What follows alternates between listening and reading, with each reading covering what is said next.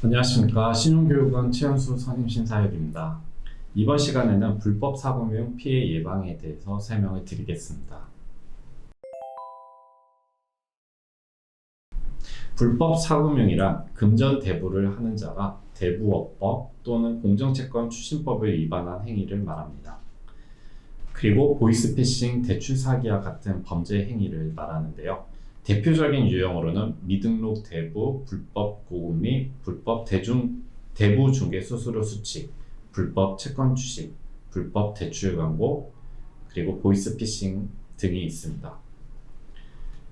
이 중에 보이스피싱은 보이스, 프라이빗 데이터, 피싱의 합성어로 목소리, 개인정보, 그리고 낚시 이 용어를 합친 것을 의미합니다. 그렇다면 경찰청에서 제작한 대출 사기형 보이스피싱 예방 영상을 한번 봐볼까요? 보이스피싱, 낚시에 피싱이 포함된 단어입니다. 수백만의 사람을 대상으로 한 미끼 문자가 뿌려집니다. 대출 신청 링크, 은행 어플리케이션 등의 파일이 함께 도착해 있습니다. 아주 치밀한 해킹 프로그램이죠. 계약 위반으로 위약금이 청구되세요. 네? 1,800이요? 위약금을 납부하시지 않아도 되는 방법이 하나 있긴 한데요. 정부나 금융기관은 절대로 개인에게 금전을 요구하지 않습니다. 모르는 전화, 문자, SNS 등에 절대 의심을 거두지 마세요. 보이스피싱 신고는 경찰청 112, 금융감독원 1332.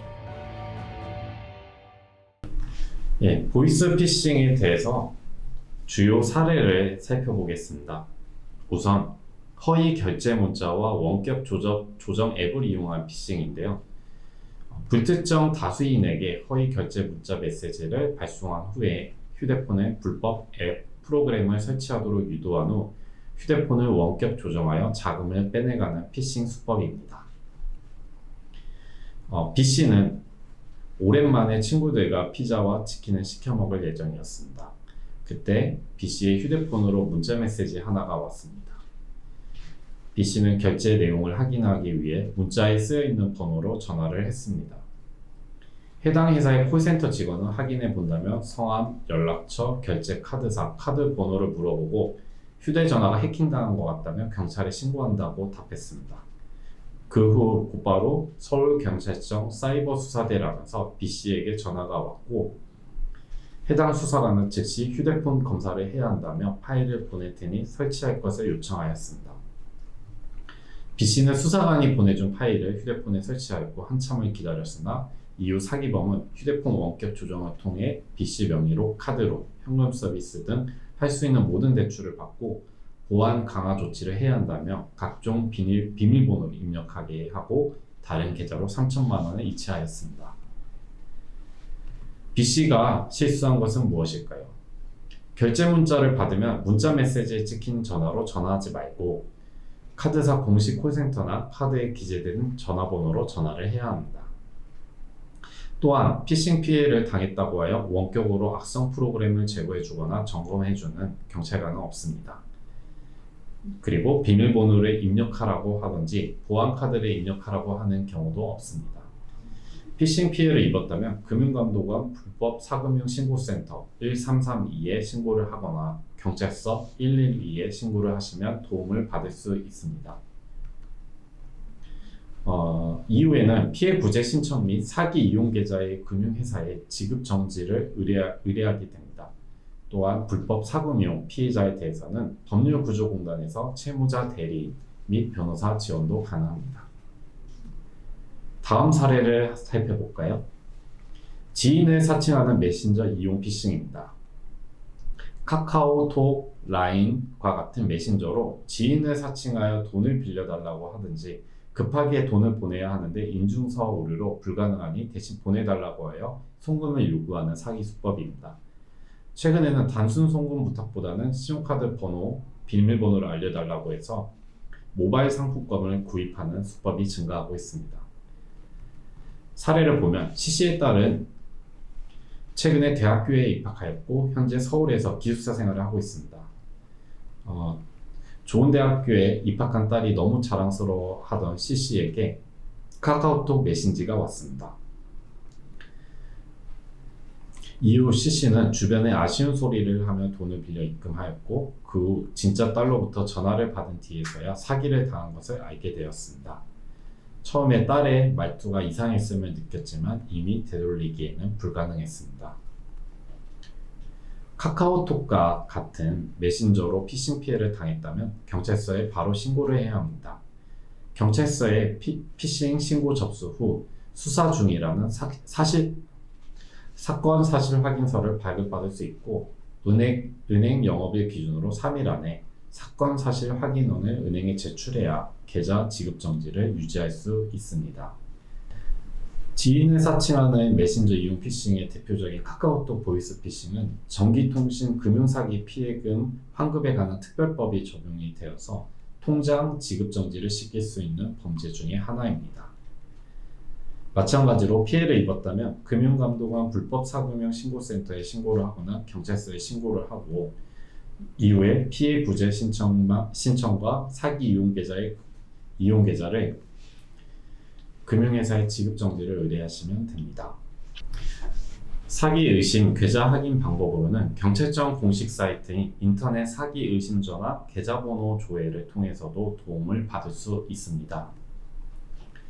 우선 주의사항으로는 금융사기 보이스피싱 계좌로 송금을 했다면 은행 대표번호나 경찰청에 지급 정지를 신청하고 그리고 사건 사고 사실 확인서를 발급을 받은 후에 피해금 환급 절차를 진행하시면 됩니다.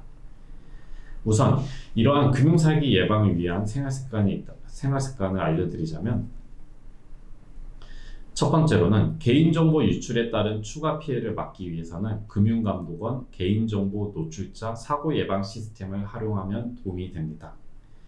또한 계좌정보 통합관리 서비스를 활용해서 본인도 모르게 개설된 계좌와 대출이 있는지를 확인하는 것도 중요합니다. 그리고 명의 도용 방지 서비스를 통해서 본인으로 이름으로 가입 사실 현황을 조회를 하거나 가입을 제한하는 등으로도 활용을 할 수가 있습니다. 보이스피싱 피해 방지를 위한 예방 제도가 또 있는데요. 우선 금융기관에 지연 이체 서비스를 신청할 수 있습니다. 자금 이체 시에 일정 시간 동안 송금을 지연해서 피해 구제 시간을 확보하는 것입니다. 그리고 내가 지정한 계좌 외에는 1일 100만 원 이내로 소액 금액만 송금이 가능하도록 제한을 설정할 수도 있습니다. 금융감독원에 신청이 가능한 것은 해외 IP를 차단하는 것입니다. 해외 접속 IP의 이체 거래를 차단해서 해외 보이스피싱은 원천적으로 차단을 하는 것입니다. 한국정보통신진흥협회에 명의 도용 방지를 신청할 수가 있는데 신규로 통신 서비스에 가입하거나 명의 변경을 통해 양도받을 경우에는 그 사실을 본인 명의로 사용하고 있는 이동전화 회선을 통해 SMS로 안내가 가능합니다. 추가적인 정보로 예금보험공사의 차고 송금 반환 지원 제도가 있습니다. 21년 7월 6일 이후에 발생한 건으로 차고 송금일로부터 1년 이내 차고 송금액은 5만 원에서 1,000만 원 이하인 경우 그리고 이런 경우에는 먼저 금융회사를 통해서 상대방에게 반환을 요청하되 미반환 시에는 예금보험공사에 신청이 가능합니다. 불법 사금융 피해 예방을 위한 주요 주의사항으로는 첫 번째로는 전화로 금융거래 정보, 계좌번호, 카드번호, 인터넷 뱅킹 정보, 비밀번호, 주민등록번호를 요구하며 절대 알려주지 마셔야 합니다. 두 번째, 현금 지급기로 유인하면 100% 보이스피싱입니다. 그리고 세 번째, 최근 개인 금융 거래 정보를 미리 알고 접근하는 경우가 많아서 항상 주의를 기울이셔야 합니다. 그 다음으로 피해를 당한 경우에는 경찰청, 금융회사 콜센터를 통해 사기 계좌 지급 정지를 요청하셔야 합니다. 다음으로 통장, 현금, 체크카드, 양도 시에는 범죄에 이용될 수 있으므로 절대 양도를 금지하셔야 합니다. 그리고 피싱 사이트는 정상적인 주소가 아니므로 PC 검색을 통해서 정확한 주소가 맞는지 확인이 필요합니다. 대출 실행 전에 보증료, 수수료, 예치금 등의 이유로 금융회사에서 입금을 요구할 때는 100% 사기입니다. 다음으로 문자에 출처 불분명한 링크 주소를 함부로 클릭하지 마셔야 합니다. 마지막으로 알 수 없는 출처의 앱 또한 설치하지 마셔야 합니다. 이상으로 불법 착용 내용 사례와 피해 예방에 대해서 알아보았습니다.